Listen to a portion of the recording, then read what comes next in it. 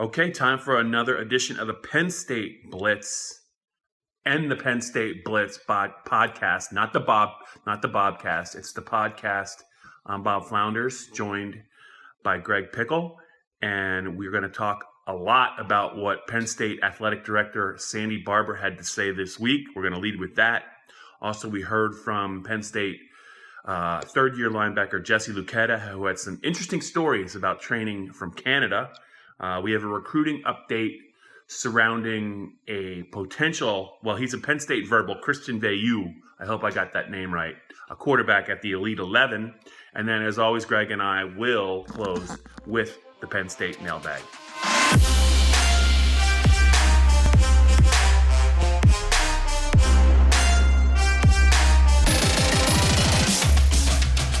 Okay, Greg, we decided to wait a little bit to hear Sandy Barbour, Penn State's AD, talk because we hadn't heard from her in a while. She talked on Wednesday, and I'm glad we did because she had a lot to say about a lot of different things. But I don't know what struck you the most, but to me, let's start with the testing.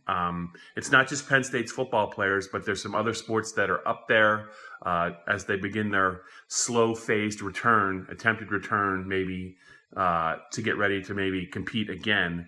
But Greg, I believe they had, according to Sandy, they tested 102 athletes, including the football team, and there were 0 positives. They're going to do it. I think they're going to release results every Wednesday. Anything surprising about that to you? It didn't really surprise me. Yeah, every other Wednesday they'll come out with results. Sandy said that they'll do 2 weeks at a time until the semester starts, and then they'll decide how they want to handle that moving forward. Wasn't necessarily shocked that that there was no positive test, but let's keep in mind that there's been a few other schools who have reported positive or no positive test the first time that they released information, and then within week 2-3 weeks, they were in a place where they had to shut down workouts because guys had tested positive. So a good sign to start with. Doesn't guarantee that things will continue that way moving forward. I guess we can just keep our fingers crossed and hope that everyone's healthy. But yeah, that obviously was the thing that stuck out the most. They're not going to be sharing testing information about the coaching staffs of any sport. They're going to let that be handled by the numbers that the Center County reports to the state. So we'll never know, I guess, unless someone's not there on game day. We'll never know if a coach tests positive. But yeah, all told, Bob, I think that when you look at everything she had to say yesterday, I don't know about you, but I probably walked away a little bit more pessimistic about on-time start to the college football season, or, I think we can all agree that it's not going to be a normal college football season, but there's just so many questions to be answered at this point. We are almost 2 months from the start of the season. We are almost 2 weeks from the start of the 20-hour-a-week workouts that reunite the players and the coaches, and we're about a month from the start of camp, and I'd make the argument that we really don't know anything more than we did in March or April or May or June about the start of a season. So I guess I was maybe walking away a little bit more pessimistic about how things are going to play out. What about you? Well, Sandy she doesn't usually have I don't know how to say this. You don't usually get a very strong sense from her. She's, sometimes she's very good at kind of talking about things in a broader sense, a big picture sense, a general sense, and that's, I guess, part of her job. But it came through loud and clear to me, Greg, that she doesn't really want to see Penn State really have any part maybe of the season move to the spring. She went through a list of reasons why, and a lot of them make sense, but her main reason for that is she doesn't see how, if they played in the spring, and if you define the spring, maybe March, when would that end, number one? And that would be another missed spring practice session for the program, but also it would really run into the fall season. How would that work out? She's concerned about the physical wear and tear on the bodies of the student athletes, but to try and cram 2 seasons essentially into about 8 months seems to be something she said it was a last resort. I believe her when she said it, but certainly it would not surprise me now, given where we are. We're in July and there's still a lot of uncertainty. It would not surprise me at all if they push back the start of this season. Yeah, I could see that, Bob. I could also see the non-conference schedule going away and just moving all of the conference games up to September and finagling it so that they're still done right around Thanksgiving. Maybe that's a possibility, a shortened season of some sort.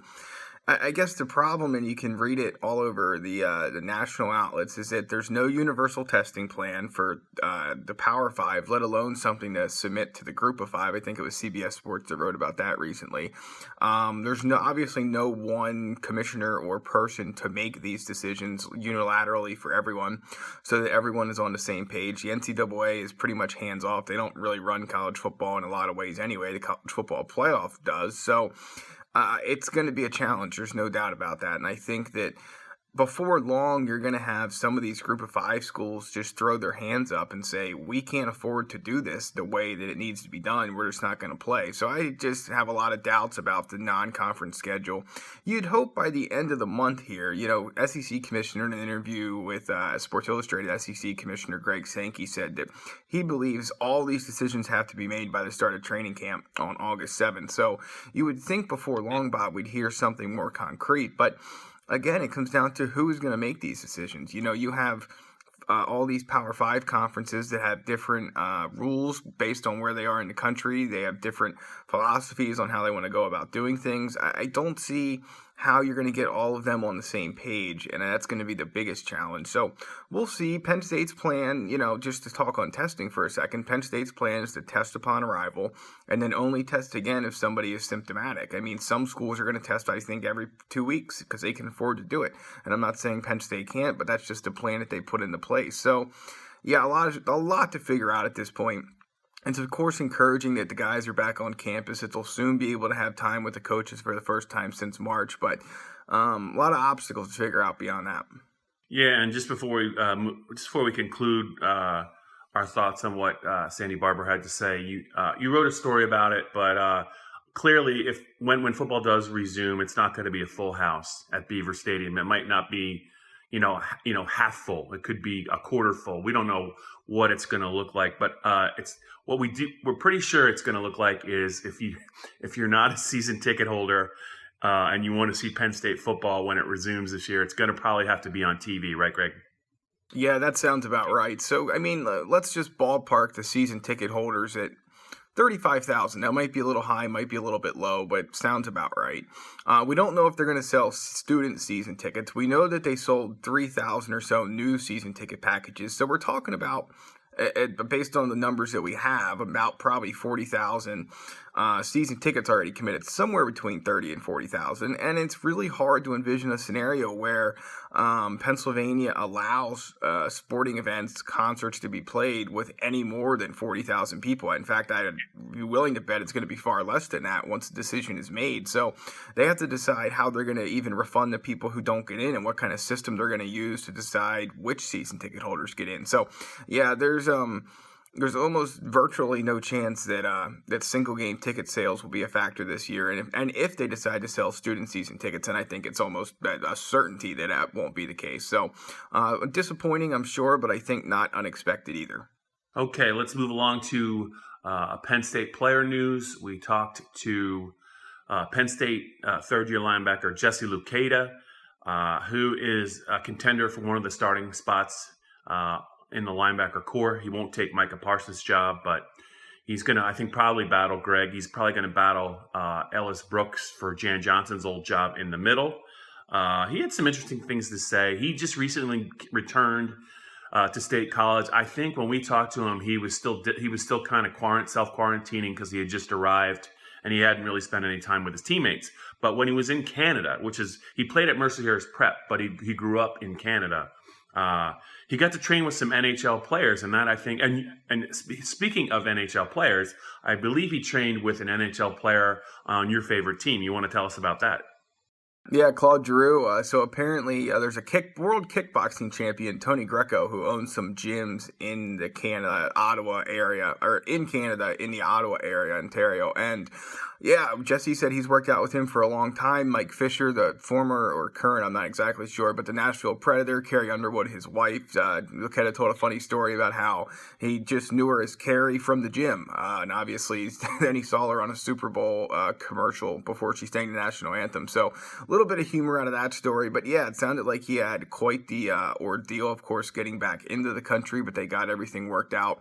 Arrived earlier this week in State College. Will be able to start working out next week. And that's going to be a fascinating battle, Bob, because he talked about being able to really take a step forward with the mental side of the game, but he has to put that into practice now with the pads on. And the same goes for Ellis Brooks. So, if we had a spring practice, those two guys would have had a chance to really duke it out, and maybe one of them would have made some headway. Now it is probably about as even as it could be going into this summer camp. So Brent Pry will have a lot of work to do to figure out who starts at that spot, and then of course who starts at the other spot between Brandon Smith and Lance Dixon.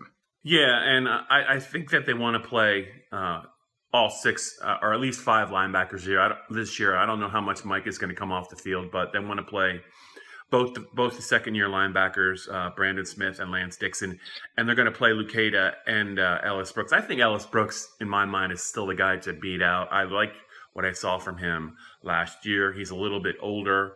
He's a good athlete, so I think they're both going to play. I still think it's Ellis's job to lose at least at the start of the game. Greg, before we get to some recruiting news involving a Penn State verbal who's a quarterback, a highly touted quarterback, let's clue in our listeners and our viewers about what they can do to subscribe, evaluate our podcast, and how to give us 5 stars. Yeah, let's see if I can remember how to do this after a week off. You are listening to the Penn State Blitz podcast, of course, the Penn State Blitz video as well. Like, rate, and subscribe on your favorite audio service, whether it's Apple, Spotify, wherever you get your audio. Leave us some feedback. Let us know how we're doing. And then if you're watching the video version of this, you can find it, of course, always at youtube.com/allpennstate. Our archived footage is there as well. So if you're a little bit longing for some Penn State football clips, maybe a whiteout game, maybe a bus arrival, you can find that there at youtube.com/allpennstate. Bob, I believe as we segue into third down that there's even some recruiting videos on there as well. Awesome. Yes. And always give us your opinion, even if we can stand a little constructive criticism. I know that, but the Penn State Blitz podcast rolls on. I'm Bob Flounders talking with Greg Pickle. Greg, what can you tell us about, the fan base always gets excited when Penn State gets a highly touted recruit, especially a quarterback, even though they have a lot of quarterbacks already in the system. Christian Veileux, who is a pretty hot commodity, is up at the Elite 11 finals. He's competing there, prestigious event. What can you tell us about Christian, and have you learned anything more about Christian? Can you learn anything more about Christian and regarding his performance in the Elite 11? Yeah, there were a lot of evaluators who really liked the way that he performed. And so, looking at the top 11, I think that, he was not included in that top 11 list. Some evaluators did include him in their personal top 11, but the Elite 11 folks who picked that based off of 50% junior season film, 50% camp evaluation, and various traits did not include him in their Elite 11. But look, it doesn't really matter. There were a lot of thoughts and evaluations from people who were there saying that he throws a very nice deep ball. He missed on some of the short throws, so that might be an area for him to work on. But I believe it was Trent Dilfer who's told 247 Sports that he really mixed in some wow throws. So this is a guy to be excited about. And I think more importantly is the fact that when you have that Elite 11 status, it kind of gets you into a conversation with some of the more national players when you're talking to receivers and running backs and offensive linemen and tight end. I think it gives a little bit more cachet when you're trying to recruit those guys. We've already seen some of it on social media. So I think it's a good experience for him, regardless of the fact that maybe he wasn't a part of the final Elite 11. Penn State's had a pretty good history of guys going there, including Sean Clifford. So Christian joins that fraternity now as well, and learned something interesting this morning, actually. Christian actually trains with the same quarterback coach that Trace McSorley does. So our Aaron Kasnitz was talking with Trace about how his offseason is going recently, and noted that Christian Veileux trains at the same place he does. So that's an interesting connection as well. And just one thing to clear it up for the fans. So Christian Veileux was at the Elite 11 finals, but Greg, if I have this right, there are more than 11 quarterbacks there, and then they pick their Elite 11 of that group. Is that correct? Yeah, that's right. Yeah, so there's 20 on hand, I think, somewhere between 17 and 20, and they whittle that list after 3 days of competition to 11. Yeah, it's like the Big Ten. It's not really the Big Ten. It's like the Big 14, but we still call it the Big Ten. But maybe it's not the same. But there was more than 11 quarterbacks there. They just try and pick their Elite 11, hence the name. So there you go. You're welcome for that. Greg, before we go, we got to get to the Penn State mailbag. I don't think we've talked on this podcast and on this Blitz for a while. We've either been on vacation or just we've been doing it with different people. So we haven't had a chance to mailbag it for a little bit. So I'm sure the mailbag is overflowing for you right now. It sure is. Yeah, I'm looking at him now. Jeff wants to know what you think the impact on the overall quality of play will be during games because of all of the lost practice time and everything else that's been going on since March. Do you think it'll be a much lower quality? Do you think it'll be about the same? Do you think anyone will notice a difference if everyone's playing at about the same level of play? Yeah, right. So the teams that are the deepest would probably be wise to lean on that depth because you would have to think conditioning is going to be a factor because most programs didn't have spring drills and a lot of the athletes had to condition from home, didn't have access to gyms, had to kind of work out in their house, run into trees, throw trees around, jump through hoops, whatever they had to do. It makes sense, right, that the conditioning won't be there at the start. And, as far as organization and people being on the same page, I think that might be a little bit lacking early as well. Penn State's learning a new offense. And, Kirk Shiraka has done what he's been able to do from afar, but it's not the same as repetition. So I don't think it's going to look like a normal season at the start. When it does start, it's going to take a few weeks. I think people should expect that. But it's kind of the cost of doing business during a pandemic. It just is not going to be a normal season.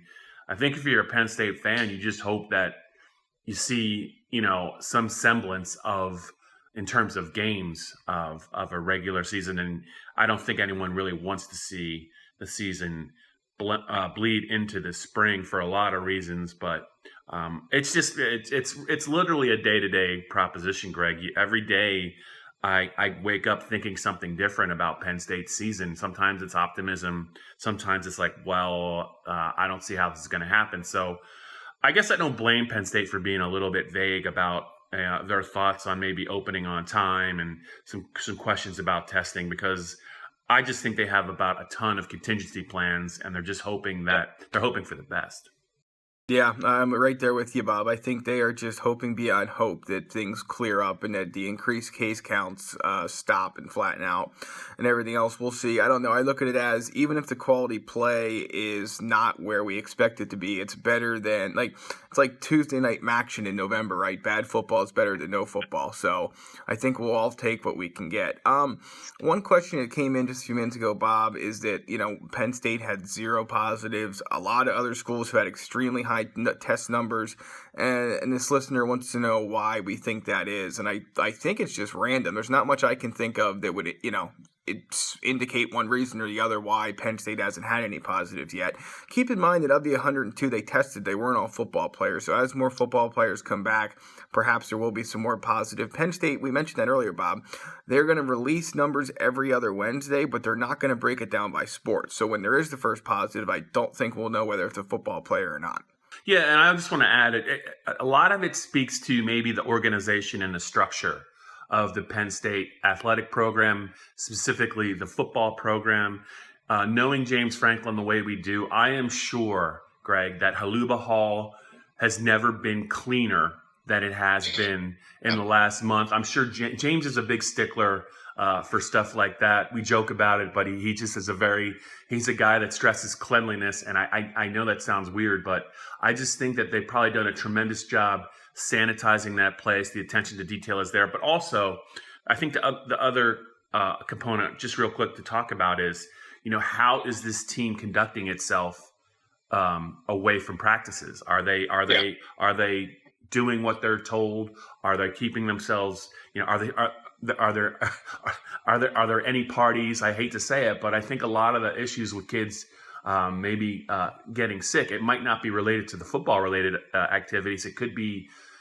It could also be related to their downtime. I don't want to speculate, but my sense is this is a team I think has a pretty strong leadership group. I think they want to play. I think they're hungry to play. I think they're hungry to show how good they can be this year. And I think, State College is not exactly the craziest town in the state of Pennsylvania. I just wonder if all of that, James Franklin and his staff preaching, doing the right thing, plus Haluba Hall and the sanitization process being what it is. I think all of that might be in play. What about you, Greg? Yeah, I'm right there with you. We've seen James Franklin not drink a Gatorade after games because somebody else had opened it for him. So cleanliness certainly is something he knows, and sanitization is something he is a big believer in. So that shouldn't be an issue for Penn State. All right, Bob, last one coming up on the 4th of July. Holiday, give me one player who could make fireworks this year for Penn State, either on offense or defense, that fans aren't thinking of. Oh, that's a really good question. One player who could make fireworks. The player to me that I think the two players that I think are going to really, really shine this year for Penn State. One's pretty well known. The other one, we're just waiting for what we think is going to happen. For me, it's two players. It's PJ Mustipher at defensive tackle. I think this is an NFL player. He's a mature kid. He's an athletic kid. He's a strong kid. He's going to get more playing time. And the other one, I've heard it from too many people that I trust. Brandon Smith, I think, is a future star. The only question is how quickly we see it. I think by the second half of this next season, whenever it starts, he's going to be one of the very best linebackers in the Big Ten. And that says something because Penn State already has the best linebacker in the Big Ten, in Micah Parsons.